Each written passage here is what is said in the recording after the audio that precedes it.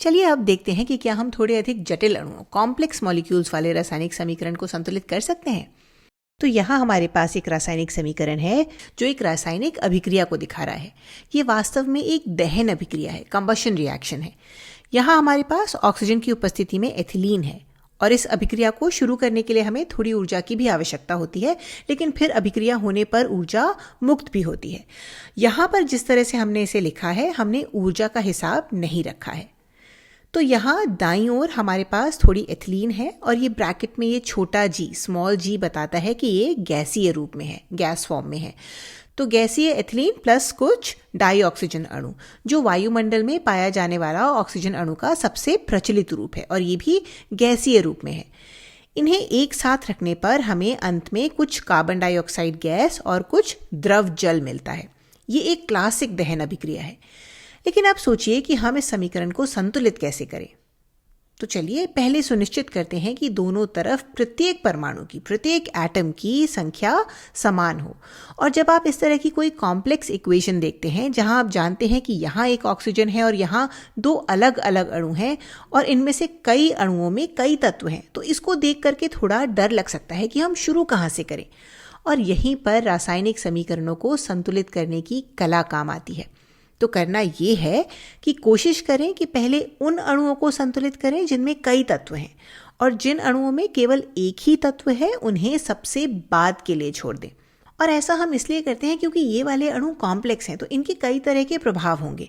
तो पहले इन पर काम कर लेते हैं और फिर सबसे अंत में हम यहाँ डाई ऑक्सीजन के लिए बस एक नंबर को सेट कर सकते हैं।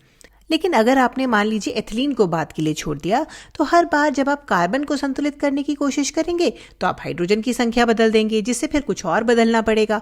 आपको बार बार कुछ न कुछ संतुलित करते रहना पड़ेगा और आप एक बहुत ही कंफ्यूजिंग साइकिल में फंस जाएंगे।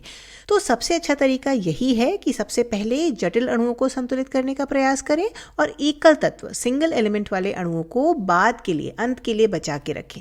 तो चलिए अभी ऐसा ही करते हैं। कार्बन से शुरू करते हैं। तो यहाँ हमारे पास 2 कार्बन है, इधर हमारे पास केवल 1 कार्बन है। तो ऐसा लगता है कि इसे संतुलित करने का सबसे अच्छा तरीका ये है कि हमें कार्बन डाइऑक्साइड के 2 अणु लेने चाहिए, और हमने अभी तक ऑक्सीजन के बारे में सोचा भी नहीं है।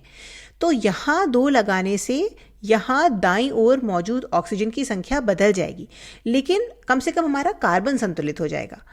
तो अभी हमारे पास बाईं ओर 2 कार्बन है और दाईं ओर भी 2 कार्बन है। अब चलिए हाइड्रोजन पर चलते हैं और याद रखें कि हमने क्या कहा था। ऑक्सीजन को अंत के लिए बचा के रखते हैं, क्योंकि हमारे पास यहाँ बाईं ओर एक ऐसा अणु है जिसमें केवल ऑक्सीजन है, तो हम ऑक्सीजन को अंत के लिए बचाएंगे। तो चलिए अगला हाइड्रोजन करते हैं। तो यहाँ इस ओर हमारे पास 4 हाइड्रोजन है और दाईं ओर हमारे पास 2 हाइड्रोजन है। तो हाइड्रोजन को संतुलित करने के लिए सबसे आसान काम क्या होगा? वो ये होगा कि इन पानी के अणुओं की, वाटर मॉलिक्यूल्स की संख्या को 2 कर दें। तो अब हमारे पास यहाँ 4 हाइड्रोजन है और यहाँ भी 4 हाइड्रोजन है। तो हमने कार्बन और हाइड्रोजन को संतुलित कर लिया है। अब अंत में चलिए ऑक्सीजन को देखते हैं। और ऑक्सीजन आसान होने वाला है, क्योंकि हम अणुओं की संख्या बदलने के बाद अब बस ये गिन सकते हैं कि हमारे पास यहाँ कितने ऑक्सीजन हैं, और फिर हम इसे उसी अनुसार एडजस्ट कर सकते हैं, क्योंकि ये केवल उस ऑक्सीजन की संख्या को प्रभावित करेगा जो हमारे पास बाईं ओर है। अभी बाईं ओर हमारे पास 2 ऑक्सीजन है और दाईं ओर, चलिए इसे गिनते हैं। तो हमारे पास कार्बन डाइऑक्साइड में 2 ऑक्सीजन है और हमारे पास 2 कार्बन डाइऑक्साइड हैं, तो हमारे पास 2 × 2 4 ऑक्सीजन है। और उसके बाद हमारे पास प्रत्येक पानी के अणु में 1 ऑक्सीजन है और हमारे पास पानी के 2 अणु हैं, तो 2 ऑक्सीजन यहाँ है। तो दाईं ओर हमारे पास 4 + 2 ऑक्सीजन है, यानी कुल 6 ऑक्सीजन है, और हमें बाईं ओर भी 6 ऑक्सीजन चाहिए। तो हमें इस संख्या को 6 बनाना है। हम ऐसा कैसे करेंगे?